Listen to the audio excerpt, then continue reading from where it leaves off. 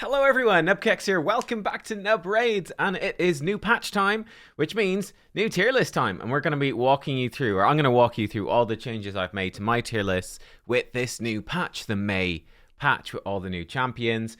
As always, of course, take the tier list with a pinch of salt. It's meant to be a rough guideline, not like, I don't know, a proclamation from the divine on high or something like that.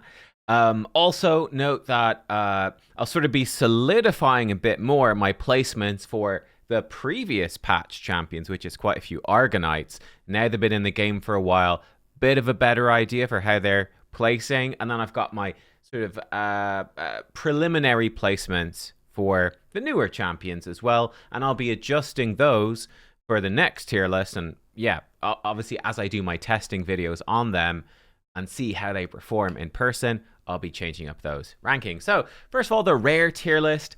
Any major adjustments here? Nothing too major. I think I did move some bits around a little bit, but I mean, like, Cold Heart is Cold Heart. I think you've got some really useful champions here. The control from Gnarlhorn, really good. Speed boosting healing over here. The cooldown reduction, very nice. Then we've got some general good champions, like your sort of starter champions or Soul Bond. I think Prosecutor, Fellhound, similar sort of good wave clear champs at some stuff. But yeah, no major changes. I think everyone's going to build the B plus and B tier rares. I think it's pretty likely you're going to build a good few of the C plus, but probably not all of them. You might build some of the Cs. And then what I'm actually going to be doing is, because I hadn't included Siege champions in this list, I didn't think it was that relevant. I'm going to move the Siege champions. So here I'm talking about champs like Harrier and Hospitaller and some of those. I need to remember who all the good Siege rares are, because it's not a post that I've ever had to deal with myself. But I'll probably include like good Siege champions and like D+, which is buildable in very niche cases. You might need them for something, but you could quite possibly never need to build them ever, which I think kind of applies to the Siege rares, right? If you're doing those rooms, then yeah, they're great. If you're not doing those rooms, you might not ever use Harrier anywhere else in the game, but he's really good for those rooms, the secret rooms, not the secret rooms, the Siege rare only defenses. But yeah, kind of a niche thing. Let's check out the epic list here as well. What do we got? We have I don't think any major changes here. I did move Thisbe up to B+. I think she deserves it. Bit of a Hydra specialist, but that's fine. Epics are obviously more limited than legendaries, but I do think she's pretty impressive. Great kit. So yeah, I've moved her up into B+. Actually, you know what? Honestly, I'm going to move Taragi up as well. Other than that, I think it feels fairly good to me. Obviously, the A tier Seer and Geomancer are kind of must builds. The B+, you're likely using a good few of these quite a bit. The B, you're likely using quite a few of these quite a bit as well. A nice selection. C+, you got some decent ones that you may or may not use. You're probably using some of them for Faction Wars and Cursed City, that sort of thing. And yeah, then you've got the much more niche ones that you might use, but equally might never use. I'll go to the Mythicals next, and I'm gonna freak some people out here. I know some of you are gonna go crazy about this one. Crazy about this one.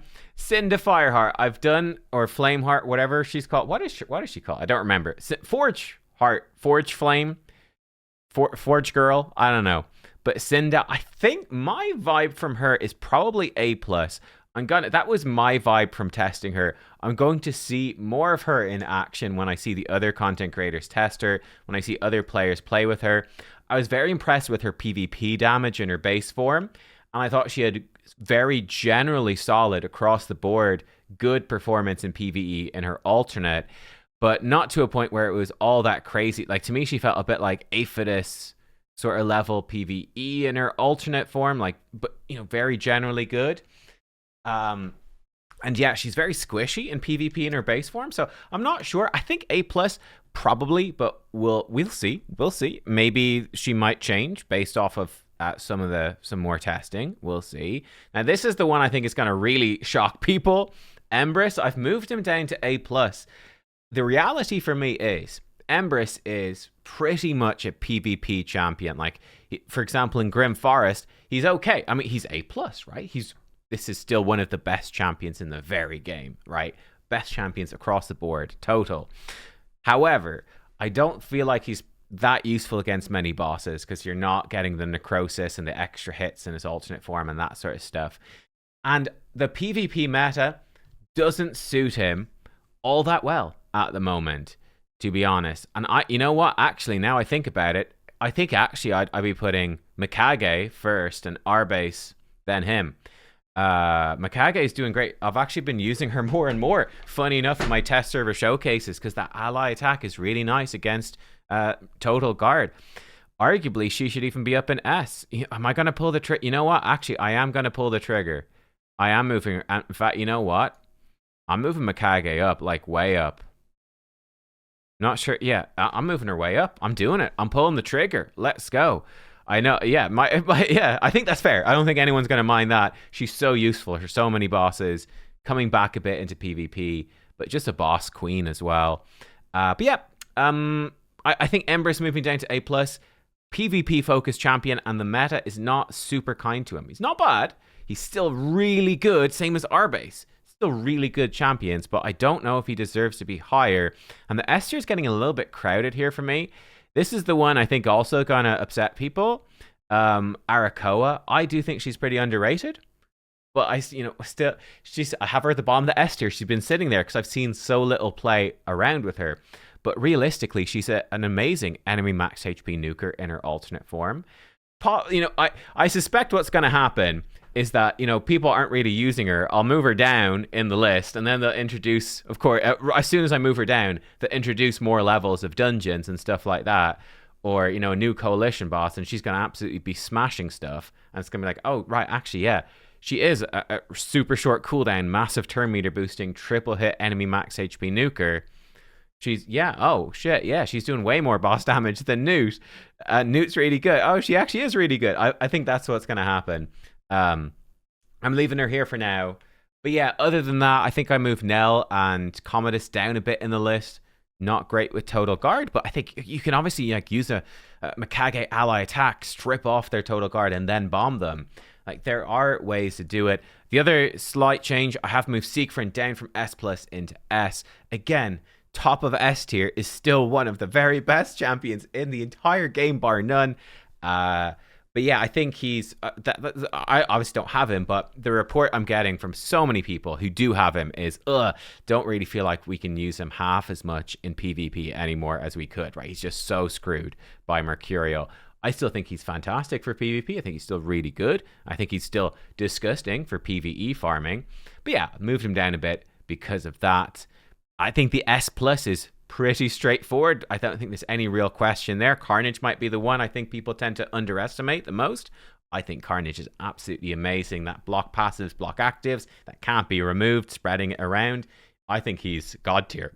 Honestly, I really think that he's just got better and better. And his multi-hits, his counter-attacks against Total Guard, I think he well deserves to be up here. But we'll see.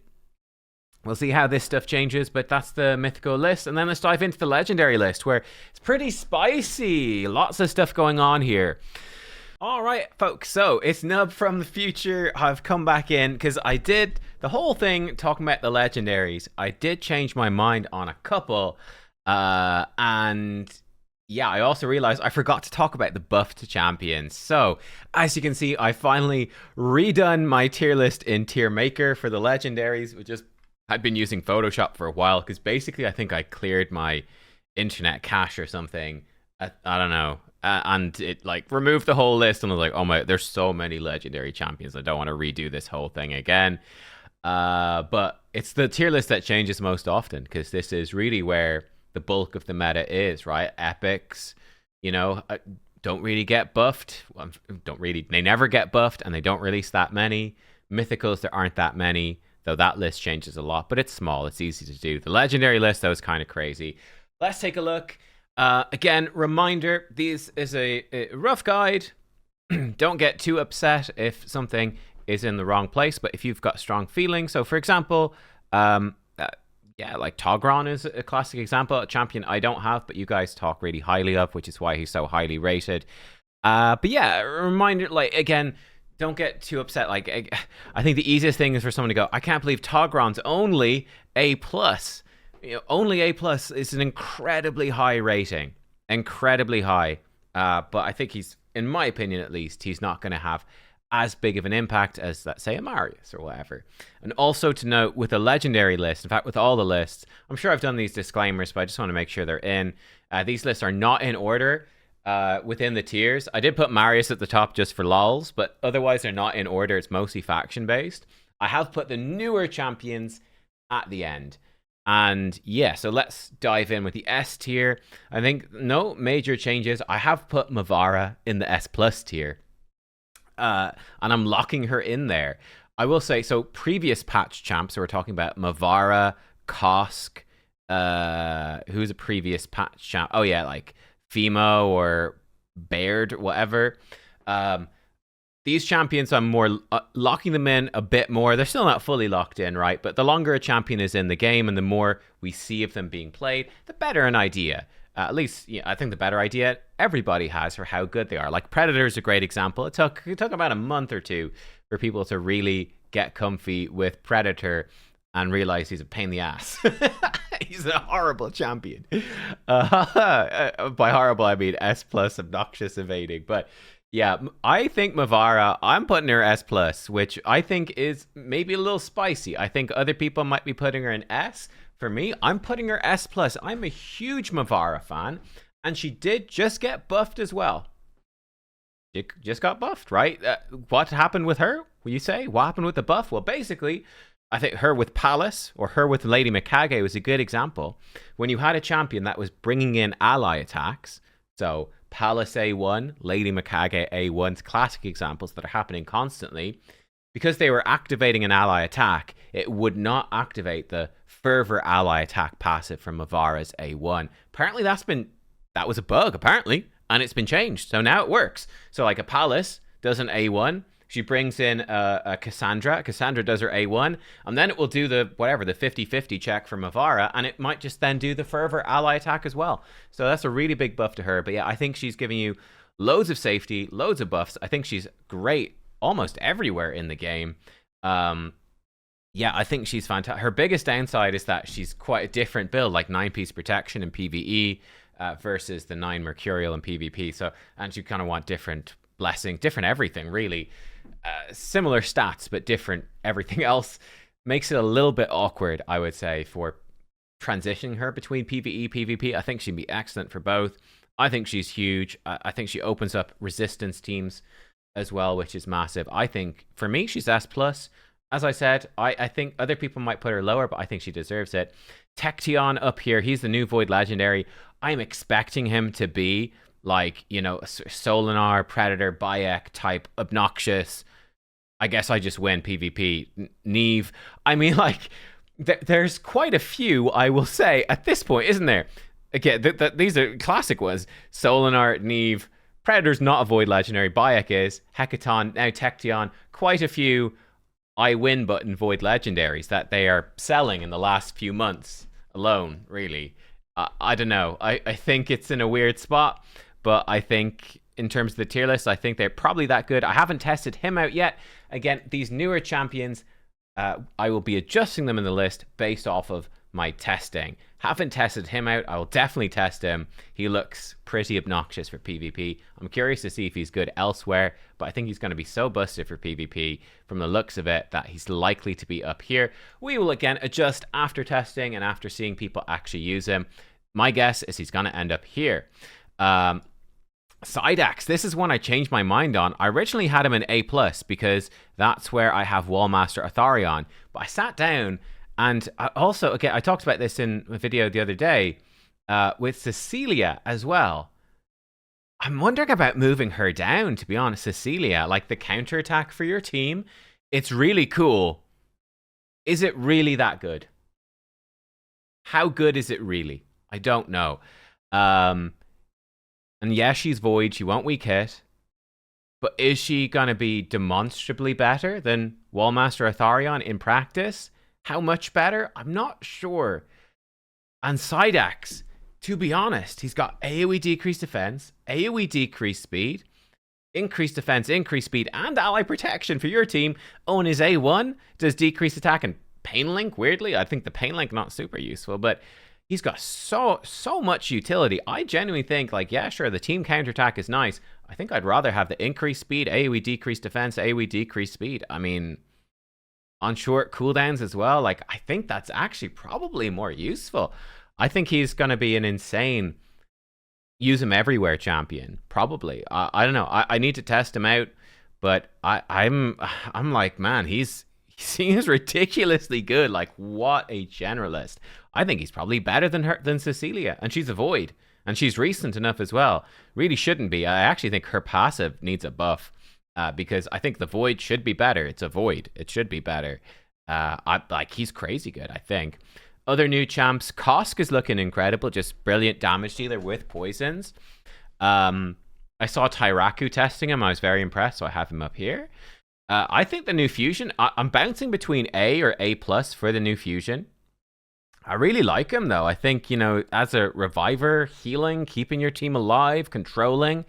He's really nice. He sort of, I was expecting him to be sort of like B plus A, and then he exceeded my expectations. I have him A plus right now. We'll see after that honeymoon phase settles. Maybe he drops to A, but I mean, he's still really good. He's really freaking good. He's gonna be in this A somewhere in the A tiers of A plus or A. And Grugtha, again, I just tested her. I was very, very impressed with her damage, massive damage output everywhere. Reminded me a lot of Thor or the Cheshire Cat.